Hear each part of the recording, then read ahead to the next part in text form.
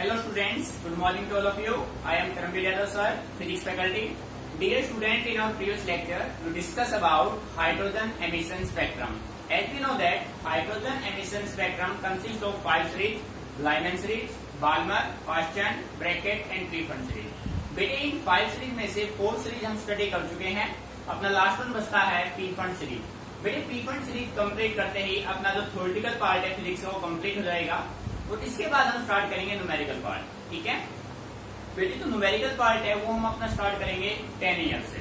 ठीक है, यानी जो भी प्रीवियस न्यूमेरिकल सीबीएसई हमसे पूछ चुका है एग्जाम में, उन सभी न्यूमेरिकल के बारे में हम डिस्कस करेंगे. तो मैं आपसे बस ये कहना चाहूंगा बेटे, न्यूमेरिकल पार्ट को स्टार्ट करने से पहले आपका थ्योरेटिकल पार्ट बिल्कुल परफेक्ट होना चाहिए. जिस बच्चे को थ्योरेटिकल सारे रिजल्ट लर्न है वो न्यूमेरिकल करने में बिल्कुल भी टाइम नहीं लेगा, इजीली उसको सोल्व कर पाएगा. किसी न्यूमेरिकल में उस बच्चे को किसी टाइप की कोई प्रॉब्लम नहीं आएगी. तो बेटे अब अपना जो शेड्यूल है उसको, जो आपका टाइम था उसको आप 2 गुना कर दीजिए. स्टडी करने का जो टाइम था आपका उसको 2 गुना कर दो, क्योंकि अब आपको थ्योरेटिकल लर्न रखना है और फिर आपको न्यूमेरिकल इम्प्लीमेंट करना है. बेटे न्यूमेरिकल का जो सिंपल शॉर्टकट है वो आपका ये है कि मोर द प्रैक्टिस. जितना आप प्रैक्टिस करेंगे ना, जितना आपका पेन यूज होगा, आप उतने ही परफेक्ट बनते चले जाएंगे. न्यूमेरिकल उतना ही आपके माइंड में सेट हो जाएगा. क्योंकि भाई अपना जो फिजिक्स है ना, ये फिजिक्स एक सिंगल वर्ड पे टिका हुआ है और वो है सपोज, विजन. ठीक है, यानी कि आप जितना उसके बारे में सोचेंगे ना, जितना उसके बारे में करते चलेंगे, वो उतना ही आपको आता चला जाएगा. समझ रहे हैं ना? तो बेटे न्यूमेरिकल पार्ट बिल्कुल इजी पार्ट है अगर आपका थ्योरेटिकल पार्ट स्ट्रांग है. ठीक है, आप कोई भी न्यूमेरिकल करते हैं तो सबसे पहले उसके थ्योरेटिकल्स क्या क्या रिजल्ट्स बने हैं, उन रिजल्ट्स को अच्छे से अपने माइंड में सेट कीजिए. उसके बाद आप देखना कोई भी न्यूमेरिकल मुश्किल नहीं होगा. ठीक है, तो बेटे सबसे पहले हम अपना जो लास्ट सीरीज बचा हुआ था Pfund सीरीज, उसको सोल्व करते हैं और उसके बाद सोल्व करेंगे न्यूमेरिकल. ठीक है, so right our next topic Pfund series. देखो बेटे, Pfund series hydrogen emission spectrum में कब ऑब्टेन होगा? तो आप ये कह सकते हैं this series is produced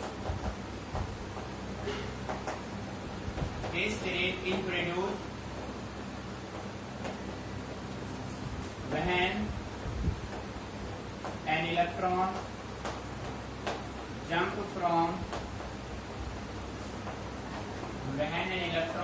from higher orbits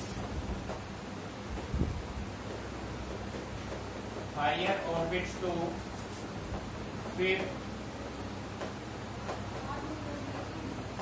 stationary orbit. मेरी मीनिंग समझ में आ रहा है? जब कोई भी इलेक्ट्रॉन हाई ऑर्बिट से फिफ्थ स्टेशनरी ऑर्बिट में एंटर करेगा तो बेटे वो जो सीरीज आपको ऑब्टेन होगा, that series is said to be Pfund series. बात समझ आ रही है? ठीक है, that is we can say right NF इसका फिक्स होगा. बेटे NF quantum number of final state इसका फिक्स होगा 5. ठीक है, we can say right 10 for Pfund series, 10 for Pfund series. Wave number is equal to 1 by lambda is equal to R 1 by NF का square. बेटे NF फिक्स है इसका 5 का स्क्वायर माइनस 1 अपॉन NI का स्क्वायर. ठीक है, तो बेटे यहाँ पे जो NI आपका होगा ना, वो क्या होगा? NI क्या होगा? 6, 7, 8, 9 और इन्फिनिटी तक हो सकता है. मीनिंग समझ में आ रहा है? ठीक है, अब देखो बेटे Pfund सीरीज में भी आपसे ये पूछा जा सकता है what is the maximum and minimum wavelength of an electron for Pfund series. तो मैक्सिमम मिनिमम का आपका सेम फंडा रहेगा. मैंने आपसे कहा था बेटे NF आपका फिक्स है, चाहे आप मैक्सिमम निकालो चाहे आप मिनिमम निकालो. जैसे लाइमैन के लिए NF है 1, बाल्मर के लिए 2, पार्सन के लिए 3, ब्रैकेट के लिए 4 एंड Pfund के लिए 5. NF की हमें कोई प्रॉब्लम नहीं है, वो हमारा फिक्स है. प्रॉब्लम है NI. बेटे NI की वैल्यू का मैंने आपको शॉर्टकट दिया था. जब आप मैक्सिमम वेवलेंथ फाइंड आउट करें तो उस कंडीशन में जो NI की वैल्यू आपको चाहिए, जो आपका NF फिक्स है, उस फिक्स वैल्यू में आप 1 प्लस कर दो, वो किसकी वैल्यू बन जाएगी?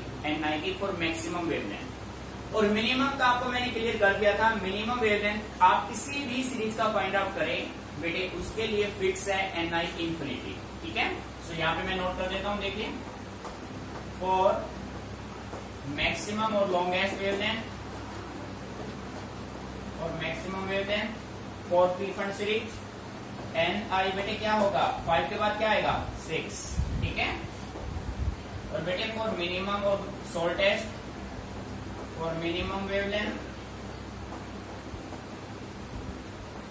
बेटे मिनिमम वेवलेंथ के लिए एन आई आपका क्या रहेगा इन्फिनिटी, ठीक है।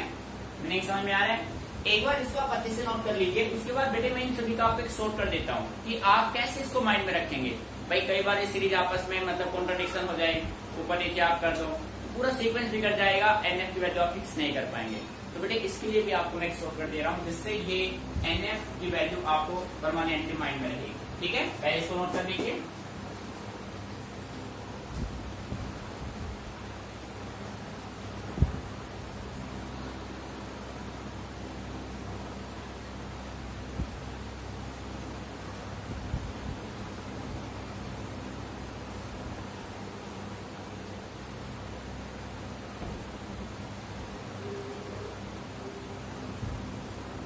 बेटे देखो पूरा फोकस कीजिए ढंग से।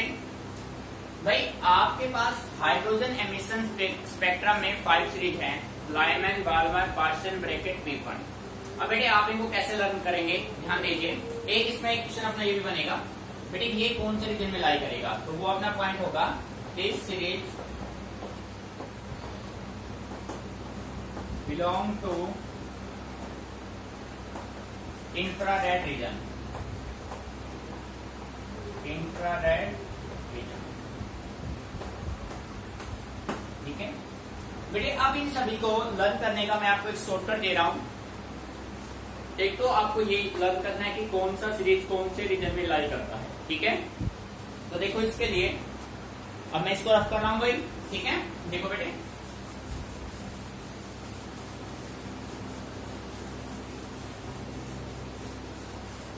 बेटे अब मैं आपको शॉर्टकट दे रहा हूं। आपके पास 5 सीरीज हैं, ठीक है। हाइड्रोजन एमिशन स्पेक्ट्रम 5 टाइप के सीरीज को कंसिस्ट करता है, ठीक है। अब आपको ये कैसे याद रहेगा, देखो बेटे 1 2 3 4 और 5 कौन सा सीरीज कौन से रीजन में लाई करेगा ये आपको माइंड में रखना है। मैं शॉर्टकट आपको दे रहा हूं। देखो सीरीज आप कैसे याद रखेंगे बेटे L BP L BP BP, ये तो आपका हो गया शॉर्टकट 500 सीरीज का सीक्वेंस होगा एल बीपी बीपी, ठीक है बेटे। अब एल किसको स्टैंड करेगा, L stands for Lyman, Lyman series. B stands for Balmer series. P stands for Paschen series. ठीक है। B stands for Brackett series. P stands for P-fund series. Fund fund तो बेटे लास्ट में जमा होगा, सही बात है ना भाई, ठीक है। लाइमैन, बाल्मर, पार्सन, ब्रैकेट और पी फंड, बात समझ आ गई। अब बेटे कौन सा सीरीज कौन से रीजन में लाई करेगा उसकी बात करते हैं। देखो भाई हम इसका शॉर्टकट है यू वी आई। देखो बेटे कौन सा सीरीज कौन से रीजन में लाई करेगा उसका आपका शॉर्टकट बनेगा U V I. U V I बेटे U stands for, ध्यान देना, U stands for ultraviolet region, ultraviolet region. V stands for visible region, infrared region.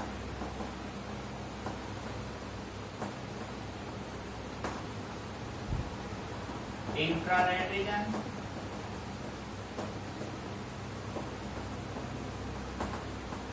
infrared region,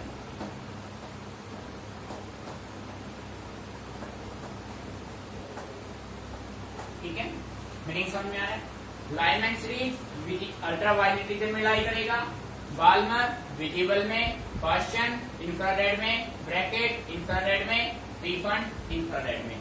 shortcut इनका एल बीपी बीपी, रीजन का shortcut UV आई, ultraviolet visible और बाकी infrared. अब बेटे इसके एनएफ, इनका जो एनएफ है देखो, एनएफ क्या होगा, एनएफ इनके फिक्स है, ये एक सीक्वेंस है आपका NF.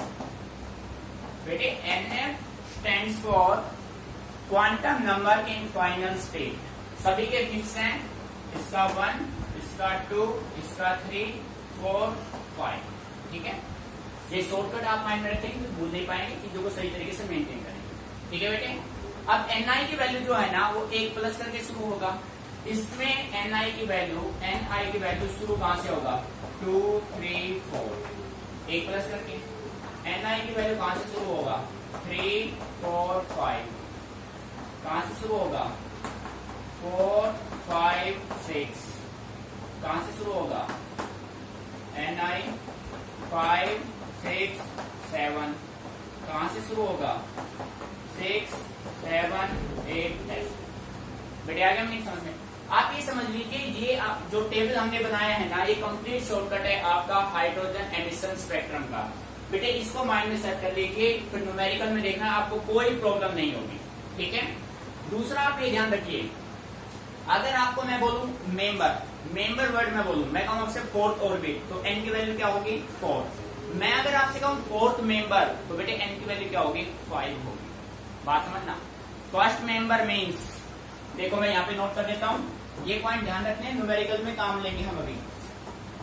First orbit means n is equal to 1. First member means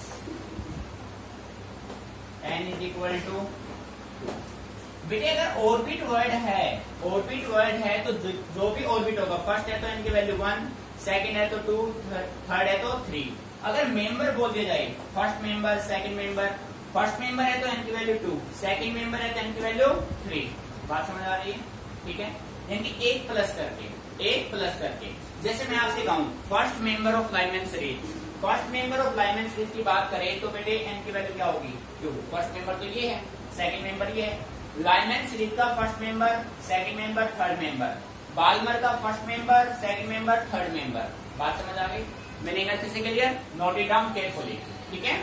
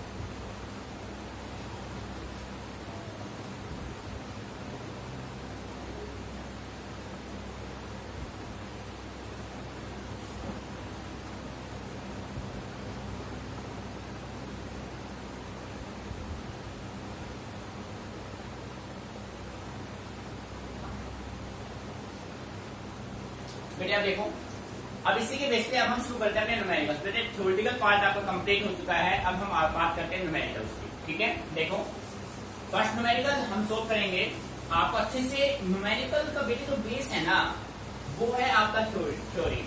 आपके फॉर्मूले, आपको सारे फॉर्मूले अच्छे से लर्न है तो किसी भी न्यूमेरिकल में आपको कोई प्रॉब्लम नहीं होगी। और सेकेंडली मैंने आपको न्यूमेरिकल सोल्व करने का शॉर्टकट दिया था कि बेटे सबसे पहले किसी भी न्यूमेरिकल को सोल्व करने से पहले उसको अच्छे से रीड कीजिए। ठीक है, देखो यहाँ पे फर्स्ट न्यूमेरिकल हम ले रहे हैं आपको।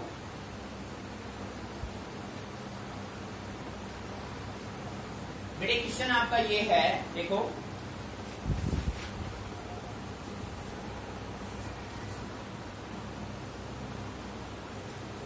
क्वेश्चन आपका ये है, the ground state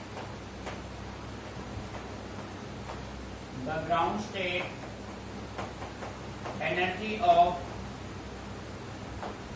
hydrogen atom, the ground state energy of hydrogen atom is 13.6 electron volt. Minus का ये रखा है भाई, माइनस का 13.6 इलेक्ट्रॉन वोल्ट। ठीक है, what is the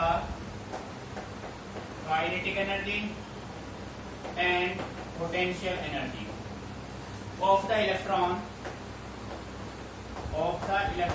in ground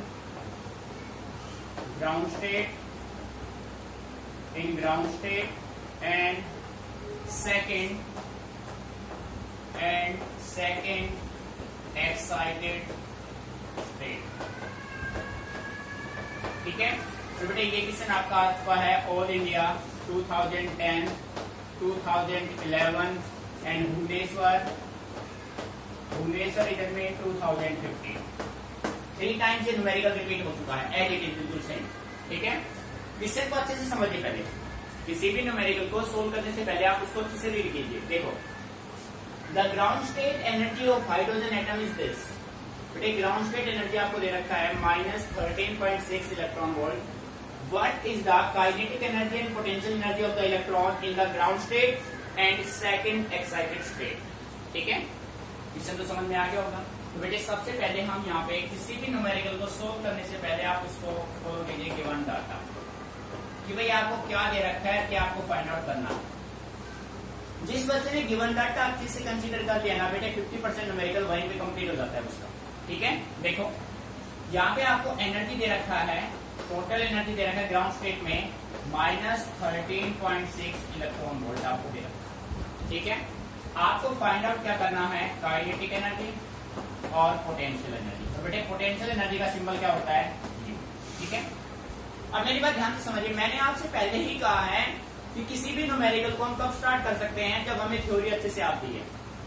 हमने थ्योरेटिकल पार्ट में जो भी डेरिवेशंस किए हैं, उन डेरिवेशंस के रिजल्ट अगर हमें अच्छे से याद है तो बेटे किसी भी न्यूमेरिकल को हम इजीली टैकल कर पाएंगे। देखो कैसे, H we know that H total energy. बेटे टोटल एनर्जी का जो आपने रिजल्ट सोल्व किया था वो आपका आया था -1/4 epsilon not Z square upon 2r। ये रिजल्ट आया था, बात समझ आ रही है ना। -1/4 epsilon not Z square upon 2r, ये था total energy. This is equation first. Kinetic energy, बेटे काइनेटिक एनर्जी का रिजल्ट आया था आपका 1/4 epsilon not into Z square by 2r। Equation number second मैंने मान लिया। एंड पोटेंशियल एनर्जी अपना आया था -1/4 epsilon not Z square upon r। This is your third equation. बेटे अच्छे समझिए, अब ये सभी रिजल्ट आपने डेरिवेशन थ्योरेटिकल में किए हैं। ठीक है, अब आप ये देखो, अगर मैं इक्वेशन फर्स्ट और सेकंड को इक्वेट करता हूं, अगर हम इक्वेशन फर्स्ट और सेकंड को इक्वेट करते हैं तो बेटे सारे डाटा बिल्कुल सेम है, बट साइन चेंज है। बात समझ आ रही है ना। सो मैं कह सकता हूं, बेटे ध्यान देना इस बात पे अच्छे से, ऑन इक्वेटिंग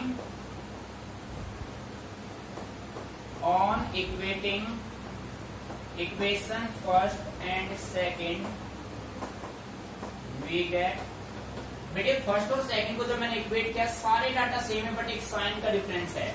तो मैं कह सकता हूं कि जो काइनेटिक एनर्जी होगा ना, जो काइनेटिक एनर्जी होगा वो किसके बराबर होगा, माइनस एनर्जी के। ये बात समझ में आ रही है। काइनेटिक एनर्जी किसके बराबर है, माइनस टोटल एनर्जी के। ई किसको रिप्रेजेंट करे, टोटल एनर्जी को। ठीक है, अब सिमिलर वे में आप इक्वेट कीजिए इक्वेशन सेकंड और इक्वेशन थर्ड और फर्स्ट को। बेटे फर्स्ट में ये डाटा बिल्कुल सेम है, ये बिल्कुल सेम है, यहाँ पे 2r और यहाँ पे 1r, 1/2 है और ये 1 है, यानी कि ये जो है इसका कितने गुना है, 2 गुना है, और साइन दोनों के सेम है, ये नेगेटिव है तो भाई ये भी नेगेटिव है। बेटे ये हाफ है और ये क्या है 1, तो मैं कह सकता हूं, ध्यान दीजिए, ऑन इक्वेटिंग या फ्रॉम इक्वेशन में कह सकता हूं, from equation first and third. बेटे फर्स्ट और थर्ड में साइन सेम है, बस ये हाफ है और ये क्या है 1, हाफ का 2 गुना क्या होगा 1, सो आप कह सकते हैं पोटेंशियल एनर्जी क्या इसके बराबर होगा ट्वाइस ऑफ टोटल एनर्जी। ठीक है बेटे, अब ये फॉर्मूले अपने माइंड में परमानेंट सेट कर लीजिए, ये दोनों फॉर्मूले ये और ये। काइनेटिक एनर्जी होता है minus of total energy, potential energy होता है ट्वाइस ऑफ टोटल एनर्जी। ठीक है, अब अपने क्वेश्चन पे आ जाओ, हमें क्वेश्चन में फाइंड आउट करना है kinetic energy and potential energy किसमें, ग्राउंड स्टेट में। बेटे ग्राउंड स्टेट में एन की value 1, excited state second excited state में अपने पास प्रोसेस क्या होगा, सेकंड एक्साइटेड स्टेट में एन की वैल्यू क्या हो जाएगी 3 हो जाएगी। बात समझ आ रही है? ठीक है, एक बार इसको यहां तक अच्छे सोल्व कर लीजिए, फिर इसको आगे मैं सोल्व करता हूं, अच्छे समझ लो इसको ढंग से।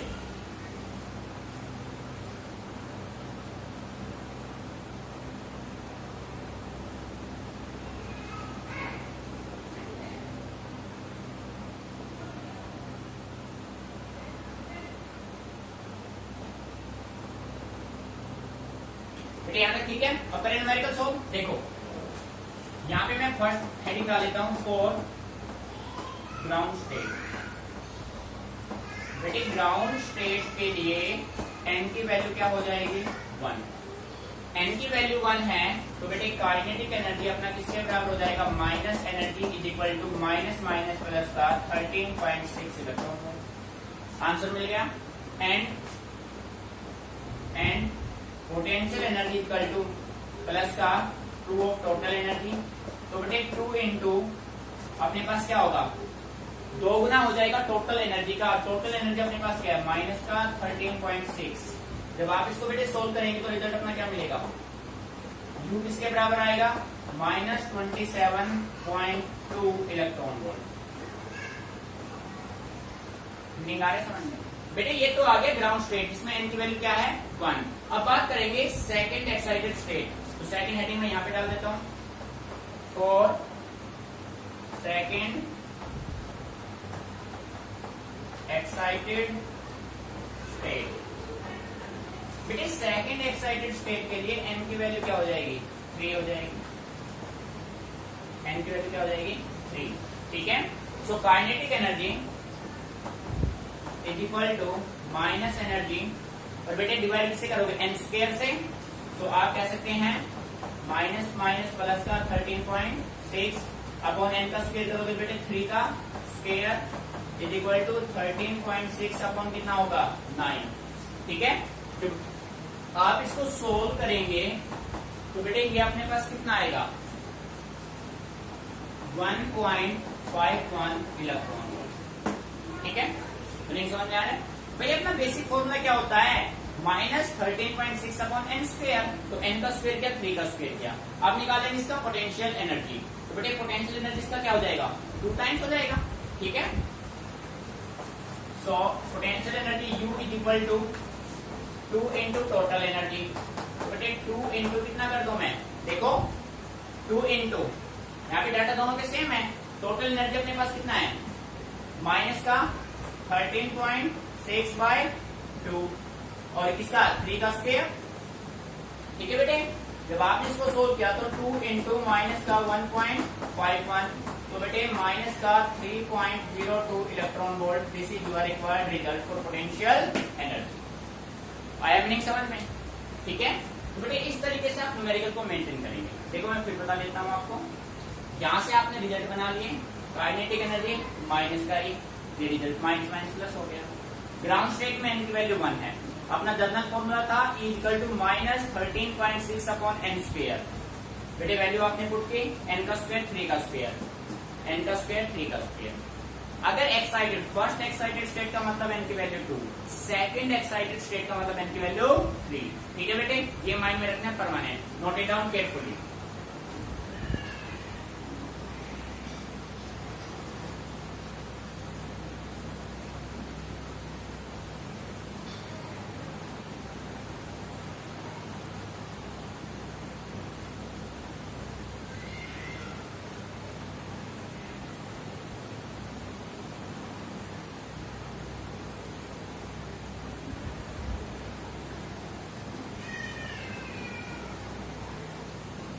बेटे देखो अपना सेकंड न्यूमेरिकल है, अच्छे से रीड करना। The radius of inner most orbit of a hydrogen atom is 5.3 × 10⁻⁻11 metre. What are the radii of n = 2 and n = 3 orbits. ठीक है बेटे, ये रेडियाई हमें यहाँ से फाइंड आउट करने हैं। तो देखो बेटे, जैसा कि आप सभी जानते हैं, सोल्यूशन यहाँ पे हम कर रहे हैं। Solution, as we know that radius of N orbit r = ε0 h square n square upon pi m z square। ये होता है। तो यहाँ से तो हमें भाई r और n का रिलेशन फाइंड आउट करना है। तो बेटे यहाँ से मैं कह सकता हूँ कि जो रेडियस ऑफ ऑर्बिट है वो n के साथ कैसे वेरी कर रहा है, ऐसे वेरी कर रहा है। बेटे रिलेशन काफी इंपॉर्टेंट है। हमने जब डेरिवेशन आपको रेडियस का कराया था तभी हमने क्लियर किया था कि बेटे r प्रोपोर्शनल होगा n स्क्वायर के। ठीक है, तो देखो भाई फॉर ग्राउंड स्टेट मैं कह सकता हूं फॉर ग्राउंड स्टेट, बेटे ग्राउंड स्टेट के लिए n की वैल्यू क्या होगी 1 एंड रेडियस आपका होगा 5.3 × 10⁻⁻11 मीटर। ठीक है, अब हम बात करते हैं for n = 2। So case number 1 for n = 2। बेटे यहाँ से मैं जनरल फॉर्मूला बना लेता हूँ और फॉर्मूला ये बनेगा, यहाँ से देखो r डायरेक्टली प्रोपोर्शनल है n के, तो आप कह सकते हो R2/R1 बेटे किसके बराबर होगा N2/N1 और उसका क्या होगा स्क्वायर होगा। यहीं से मैं कह सकता हूँ कि R2 = N2/N1 और उसका क्या होगा बेटे स्क्वायर, और N2 में क्या होगा R1। ठीक है, सो बेटे यहाँ से R2 हो जाएगा, N2 की वैल्यू क्या है भाई, N2 की वैल्यू आपके पास है 2। ठीक है, ये N1 और ये अपने पास क्या होगा N2। ठीक है, 2/1 का स्क्वायर और N2 में बेटे R1 की वैल्यू अपने पास कितनी है 5.3 × 10⁻⁻11। जब आप इस रिजल्ट को सोल्व करेंगे तो बेटे आपका R2 आएगा 4 × 5.3 × 10⁻⁻11 मीटर। मीनिंग आ रहा है समझ में? इन दोनों के आप मल्टीप्लाई कर लीजिए। तो बेटे इनकी जब मल्टीप्लाई आप करेंगे तो R2 अपने पास आएगा 4 3 12 20 21। ठीक है, सो बेटे इनके अपने पास रहेगा 2.12 × 10⁻⁻10 मीटर। ये रिजल्ट बन जाएगा। एक बार उसको मैंने ये दे दिया, मीनिंग आ गया समझ में? ये आपके पास फाइंड आउट हो गया R2। सिमिलर वे में आप इसके लिए निकाल सकते हैं n = 3। यहाँ पे देखो फॉर n = 3, बेटे n की वैल्यू जब 3 होगी तो इस रिलेशन को आप यूज कीजिए। आप कह सकते हैं R3/R1 = N3/N1 और उसका स्क्वायर। तो बेटे यहां से R3 = N3/N1 का स्क्वायर इंटू होगा R1। सो R3 बेटे वैल्यू पुट करेंगे 3/1 का स्क्वायर इंटू 5.3 × 10⁻⁻11। R3 अपने पास क्या होगा 9 × 5.3 × 10⁻⁻11 मीटर। बेटे जब आप इसको सोल्व करेंगे 27 45 47 4.77 10⁻⁻10 क्या आएगा। ठीक है, बेटे पूरे न्यूमेरिकल में जो मेन था ना वो एक सिंगल वर्ड था, वो बस ये रिलेशन था। जिस बच्चे को रिलेशन अच्छे से क्लियर है न्यूमेरिकल में उसको किसी टाइप की कोई प्रॉब्लम नहीं आएगी, इजीली आप न्यूमेरिकल को सोल्व कर पाएंगे। दोनों डाटा आपके सामने। ठीक है, और सेकंड आपका कैलकुलेशन मैटर करता है। जितना फास्ट आपका कैलकुलेशन होगा रिजल्ट जल्दी आप ऑब्टेन कर लेंगे। ठीक है,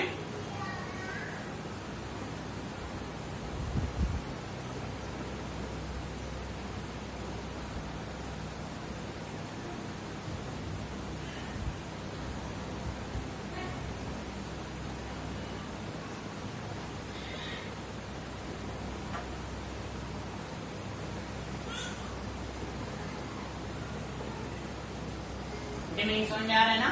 भाई देखो ये रिजल्ट आपको ऑलरेडी गिवन थे, अब रिलेशन आपका ओनली एन के साथ वेरी करा रहा है, तो हमें ओनली क्या चेक करना, हमें तो एन और आर का रिलेशन देखना है। तो बेटे ये सभी कांस्टेंट मान ली जाएंगे, आर एन के साथ कैसे वेरी करेगा, square of N square directly proportional होगा आर के। ठीक है बेटे, ग्राउंड स्टेट में एन की वैल्यू आपकी 1 होगी और उसके लिए रेडियस आपको गिवन है 5.3 × 10⁻⁻11 मीटर। ठीक है, अब आपको रेडियस फाइंड आउट करना था n = 2 एंड n = 3। तो बेटे n की वैल्यू आपके पास n1 आपके पास 1 है, ठीक है, n2 आपके पास 2 है और n3 आपके पास, n3 की वैल्यू आपके पास क्या है, 3 है। ठीक है, अब यहां से आपने एक रिलेशन बना लिया, R2/R1 क्या होगा बेटे, R2 proportional N2, R1 proportional N1। तो R1 आपके पास गिवन है, N2 गिवन है, N1 तो क्या निकाल लेंगे आप, R2। ठीक है, तो सिमिलर कंडीशन में बेटे आपने क्या फाइंड आउट कर लिया, सिमिलर जब n के लिए 3 आपने पुट किया तो ये अपना N3 बन गया और R3 R1 का रिलेशन आपने फाइंड आउट किया और ये रिजल्ट आपका बन गया। 10⁻⁻10 को आप एंगस्ट्रॉम कह सकते हैं, इसी को मैं थोड़ा मॉडिफाई करके भी कह सकता हूँ 2.12 एंगस्ट्रॉम, और बेटे इसको मैं मॉडिफाई करके कह सकता हूँ 4.77 एंगस्ट्रॉम। एक ही बात है, ठीक है, क्योंकि 10⁻⁻10 बेटे आपका क्या होता है, एंगस्ट्रॉम होता है।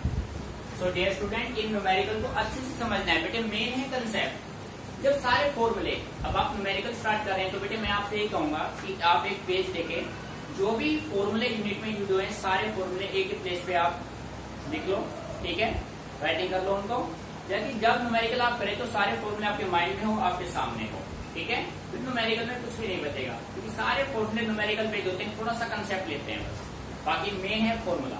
ठीक है, अच्छे से कीजिए, कोई भी प्रॉब्लम आती है तो मेरे से डिस्कस कीजिए, बस अपने डेरिवेशन को अच्छे से स्ट्रॉन्ग रखिए, न्यूमेरिकल अपने आप होते चले जाएंगे। ठीक है।